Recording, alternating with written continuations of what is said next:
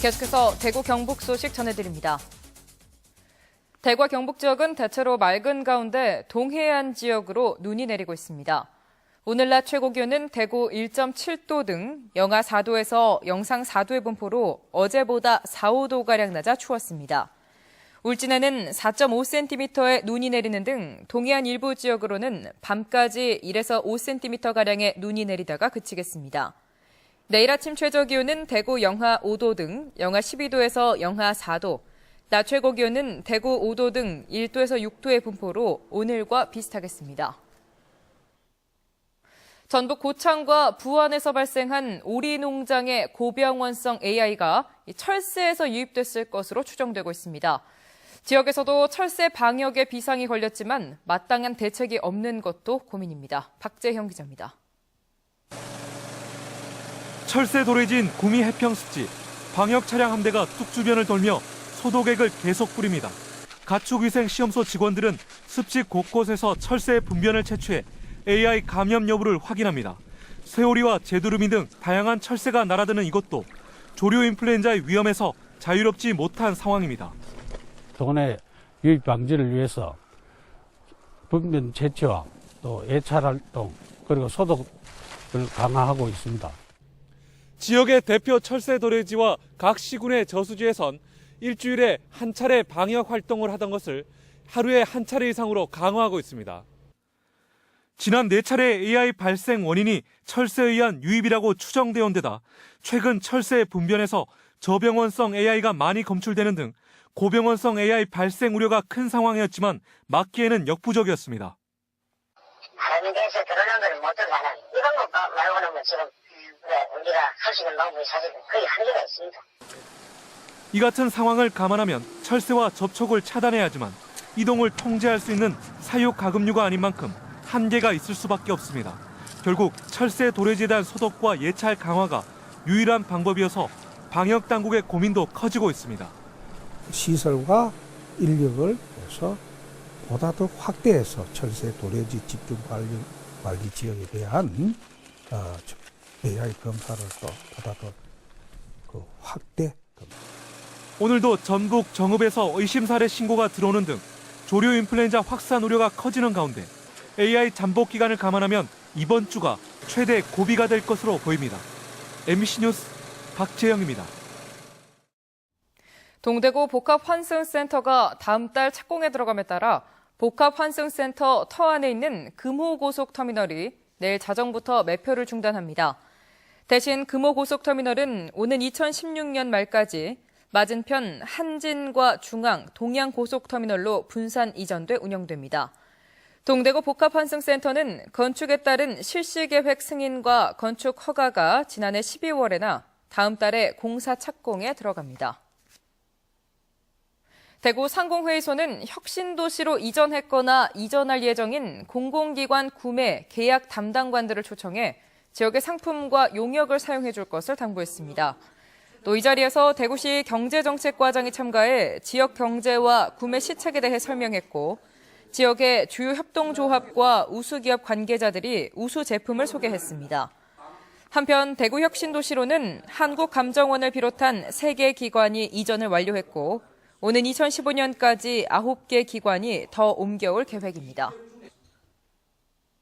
도시뿐만 아니라 농어촌 자치단체들도 장학기금 조성에 적극적입니다.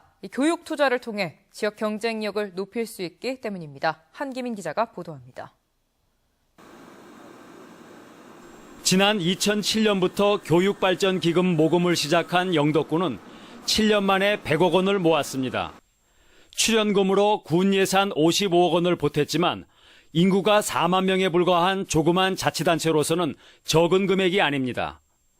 지역 기업과 출향인 외에도 자영업자와 농어민에 이르기까지 17,000여 단체와 개인이 성금을 보탰습니다.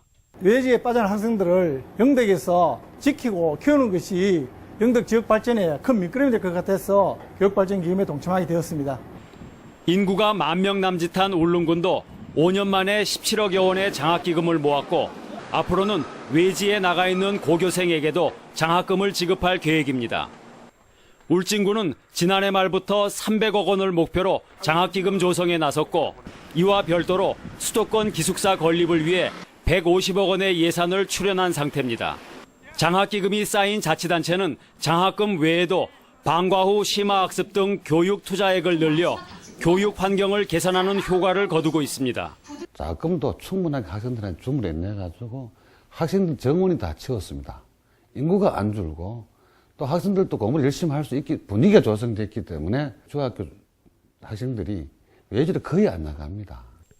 그러나 현재 은행권 금리가 2%대에 불과해 종잣돈을 모으는 것뿐만 아니라 안전하게 지키면서 키울 수 있는 방안을 찾는 것도 풀어야 할 과제입니다. 농어촌 자치단체들의 장학기금 조성은 열악한 교육 여건을 개선해 결국 지역 경쟁력을 높이기 위한 몸부림입니다. MBC 뉴스 한기민입니다.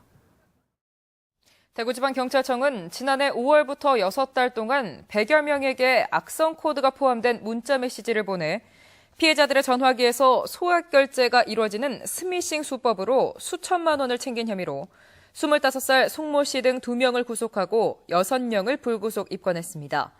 이들은 대구와 경북 경산, 대전 등지의 주택가 원룸에 사무실을 차린 뒤 중국 조직으로부터 개인정보 13만 5천여 건을 확보해 악성 코드가 포함된 돌잔치 초청 문자 메시지를 전송한 것으로 드러났습니다.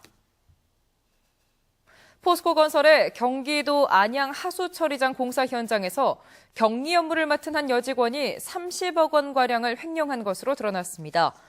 포스코건설에 따르면 비정규직인 이 여직원은 공사장에 근로자 숙소 임차 보증금 등을 과다 청구하는 방식으로 횡령한 것으로 알려졌습니다. 포스코건설 감사팀은 이 직원에 대한 조사와 함께 횡령자금 환수 방안을 찾고 있으며 감사가 끝나면 수사기관에 고발할 방침입니다. 대구 강북경찰서는 지난 2012년 초부터 최근까지 대구와 경북, 경남의 농촌 빈집에 몰래 들어가 모두 30여 차례에 걸쳐 8천만 원 상당의 금품을 훔친 혐의로 39살 황모 여인을 구속했습니다. 경찰은 황 씨가 훔친 귀금속을 사들인 금은방 주인도 입건하고 여죄를 수사하고 있습니다.